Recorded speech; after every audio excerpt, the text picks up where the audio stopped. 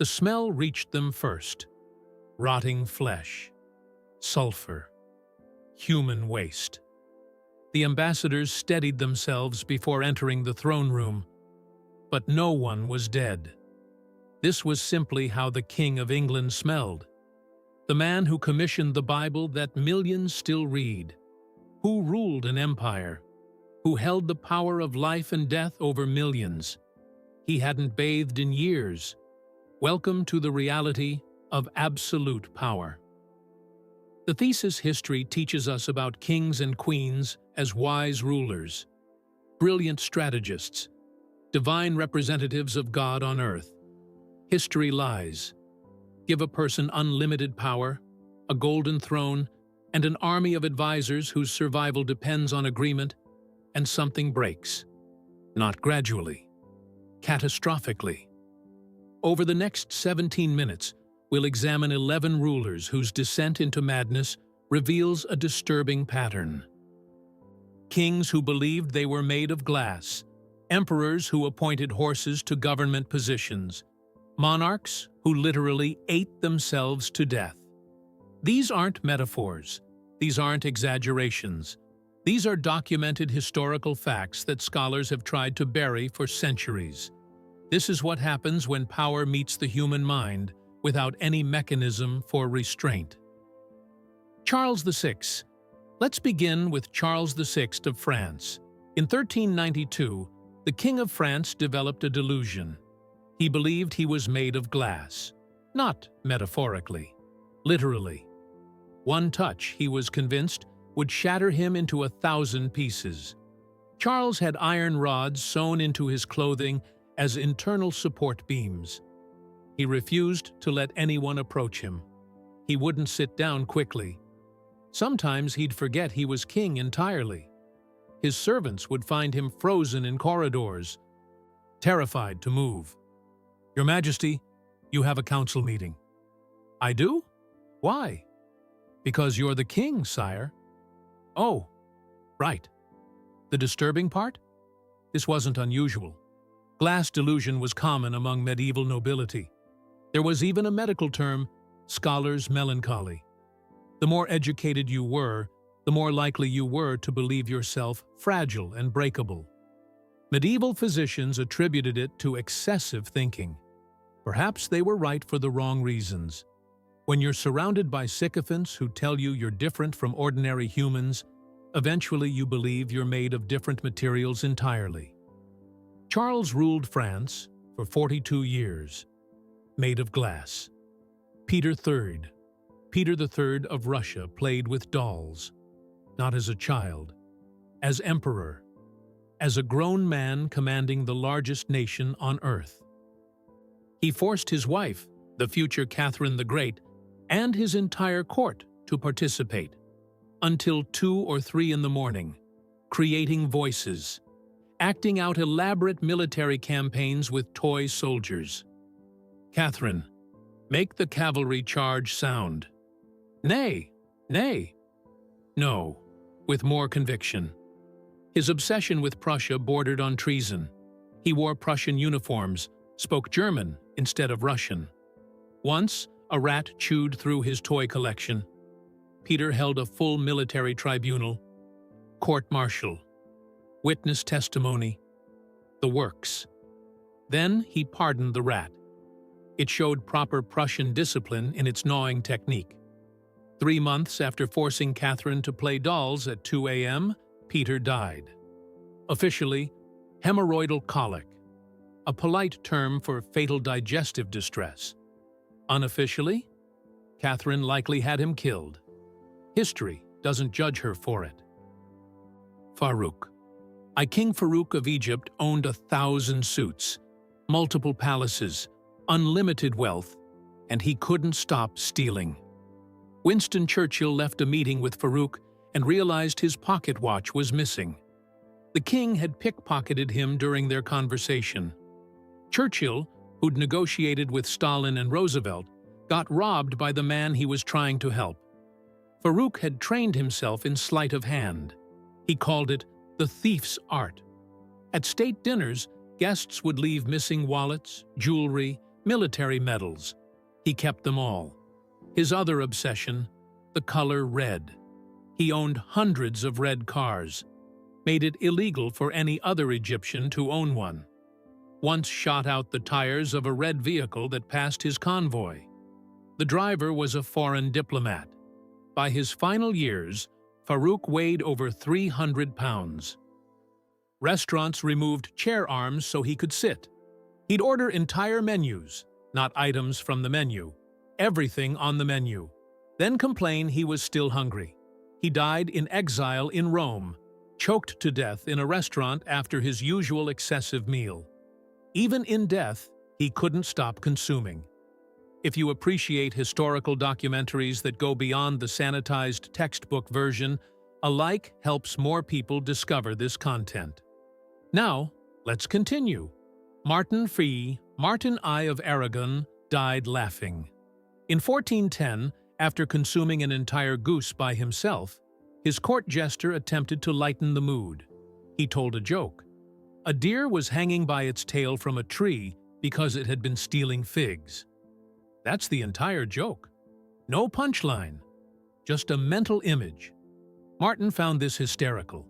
He laughed for 3 hours, couldn't breathe. Face turned purple. Collapsed. Died. The jester fled the kingdom. How do you explain to the next king that you accidentally killed his predecessor with a mediocre joke about fruit-stealing wildlife? Martin's death certificate reads, "Died of uncontrollable laughter. A king of Aragon. Dead from a joke about a deer." Christian VII of Denmark's daily routine read like a medical textbook of symptoms. He masturbated compulsively. His doctors prescribed a special chair to prevent injury. He slapped people randomly, foreign dignitaries, his own ministers, during his wedding ceremony. At night, he'd run through the palace smashing furniture and artwork. He'd leap over tables during formal dinners. He appointed his dog as a government minister. Not symbolically.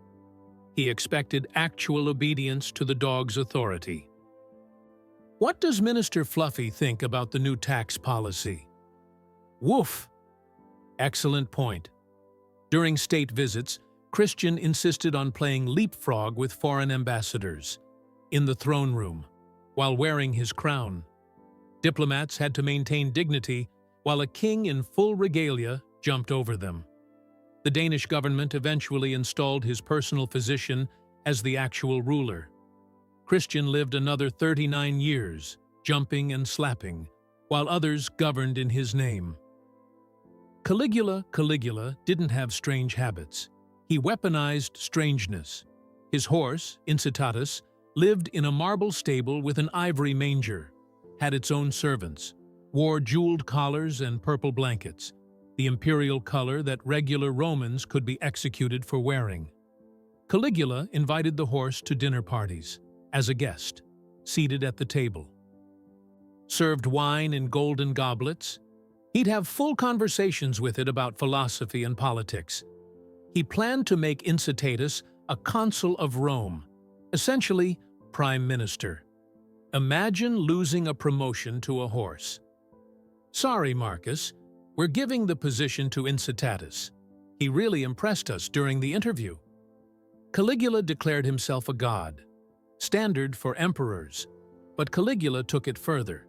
He'd dress as different deities. Monday, Jupiter. Tuesday, Venus. Wednesday, Neptune. Each required specific worship protocols. He built temples to himself, had priests perform sacrifices to himself, would stand next to statues of gods, and ask visitors which was more divine. The correct answer was always Caligula. Once, a soothsayer told young Caligula he had as much chance of becoming emperor as he did of riding a horse across the Bay of Naples. Years later, as emperor, Caligula built a floating bridge across the bay, 3 miles long, served no purpose, went nowhere useful.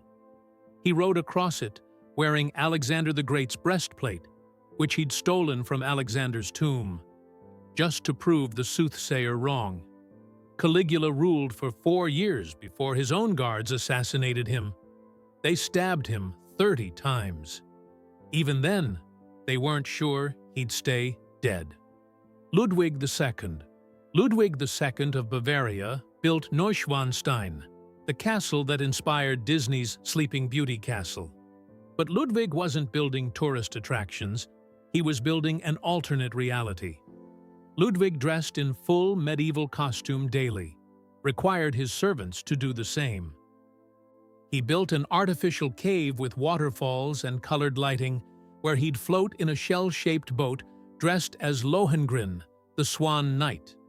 In summer, he'd ride in ornate sleighs on wheels, dressed as Louis XIV, at midnight, through the Bavarian countryside. Ludwig was nocturnal by choice, slept all day, lived at night. His servants maintained an entire nighttime court. Breakfast at midnight, dinner at dawn. Once, he had a servant's teeth removed because the man's false teeth clicked when he talked. It disturbed the fairy tale atmosphere. The strangest habit, imaginary dinner parties. Full formal dinners with places set for Louis XIV, Marie Antoinette, other long-dead royals. Ludwig would have complete conversations with empty chairs, toasting their health, asking their opinions on modern politics. Servants had to serve the ghosts, refill their invisible wine, clear their untouched plates. In 1886, Ludwig was declared insane and removed from power. 3 days later, he was found dead in a lake, officially drowning. His psychiatrist was found dead beside him. Both deaths remain unexplained. We're halfway through this examination of power and madness. What patterns are you noticing? Leave your thoughts in the comments. Now, let's continue into even darker territory. Ibrahim of the Ottoman Empire spent 22 years in the cafes, a luxury prison where princes waited to either become sultan or be executed. When his brother died and Ibrahim was released, he didn't believe it was real. He was certain it was a trick before his execution. When finally convinced, something in Ibrahim's mind broke. He became obsessed with fur. Not wearing fur. Covering everything in fur. Walls, floors, ceilings. He'd wrap himself in sable furs in the middle of summer in Istanbul. His clothes were so heavy with fur and jewels, he could barely walk. Then came his other obsession. He sent out a decree demanding the largest woman in the empire be found and brought to him. His agents found an Armenian woman named Sheker Para, Sugar Cube, who weighed approximately 330 pounds. Ibrahim was so pleased, he made her Governor-General of Damascus, gave her a massive pension. The paranoia intensified. Ibrahim became convinced his 280 concubines were unfaithful. His solution was absolute. One night in 1648, he had all 280 women tied in weighted sacks and drowned in the Bosphorus. All of them. In one night. The screams echoed across the strait. One woman managed to untie her sack and swim to shore. French sailors rescued her. She lived to document the massacre. Otherwise, history might have dismissed it as exaggeration.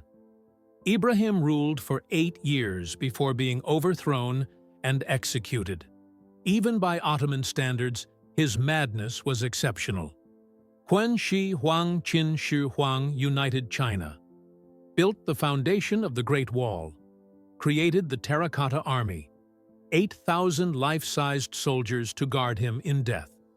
He was also terrified of dying. Obsessed with immortality, Qin Shi Huang sent expeditions to find mythical islands where immortals lived. When that failed, he turned to alchemy. His court alchemist convinced him that mercury was the key to eternal life.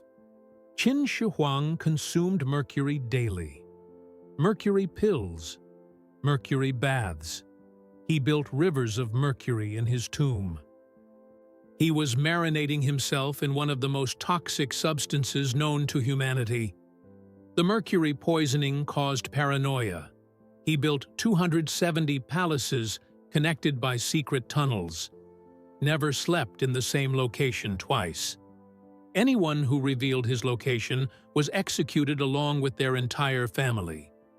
He had identical carriages travel in different directions so no one would know which one he was in.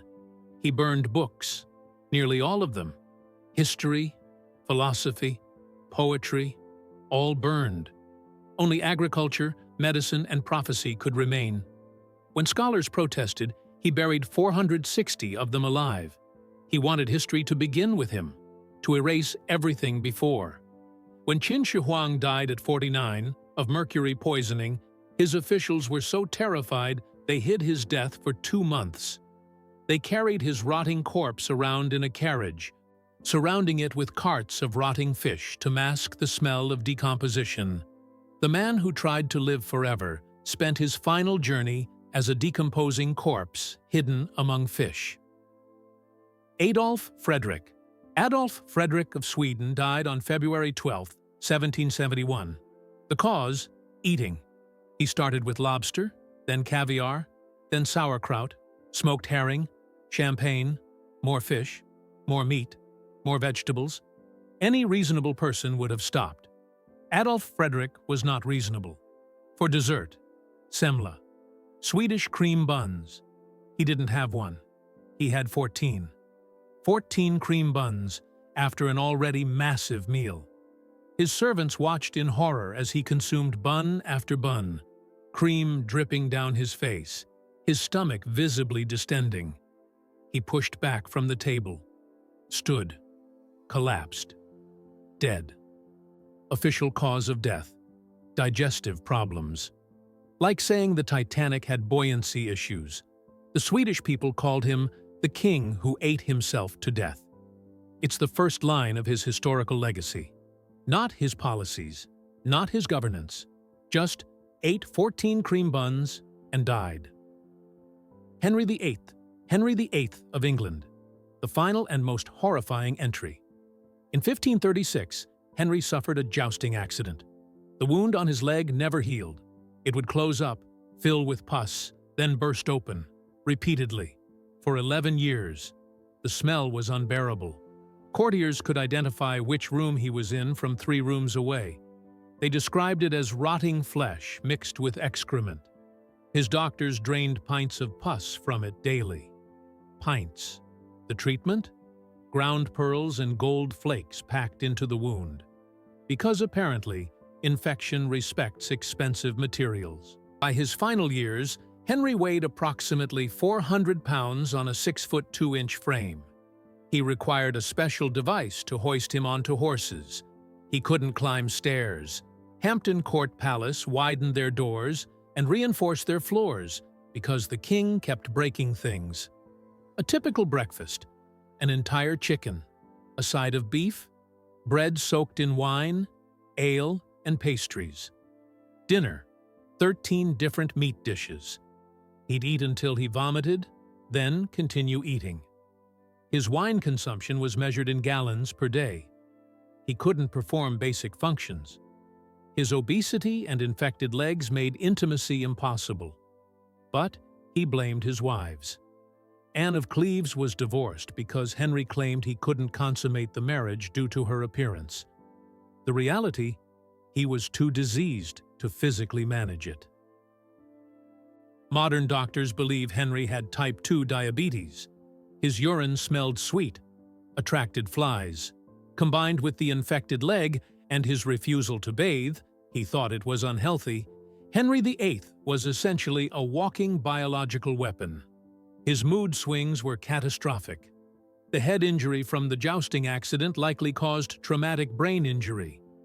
He'd order executions in the morning and forget about them by afternoon. 2 wives beheaded. 1 died in childbirth. 1 divorced. 1 marriage annulled. 1 survived him. His track record with wives was worse than most people's track record with houseplants. The irony? This diseased, stinking, morbidly obese tyrant thought he was God's gift to women. He commissioned portraits showing him slim and athletic while requiring reinforced furniture. When Henry died in 1547, his coffin was so large it required special construction. The coffin was left overnight at Sion House en route to Windsor. The lead lining burst from decomposition gases. His bodily fluids leaked onto the floor. The next morning, dogs were found licking up the remains of the King of England, the man who broke England from the Catholic Church, who declared himself supreme head of the Church of England, who executed anyone who opposed him, ended up as dog food. 11 rulers, 11 different forms of madness, but one consistent pattern. Absolute power doesn't corrupt absolutely. It reveals absolutely. It strips away every social mechanism that keeps human behavior in check, removes every person who might say no, every consequence, every boundary. Charles VI thought he was made of glass. Peter III played with dolls. Farouk became a kleptomaniac. Martin died laughing. Christian slapped diplomats and appointed his dog to government. Caligula tried to make his horse a senator. Ludwig hosted dinner parties with ghosts. Ibrahim drowned 280 women. Qin Shi Huang poisoned himself seeking immortality. Adolf Frederick ate himself to death. Henry VIII became a walking infection. They had everything: power, wealth, armies, kingdoms, and they lost their minds. This is what history doesn't teach. If this examination of power and madness provided new perspective, consider liking, commenting, and subscribing. More documentary deep dives into history's darkest corners are coming. Thank you for watching.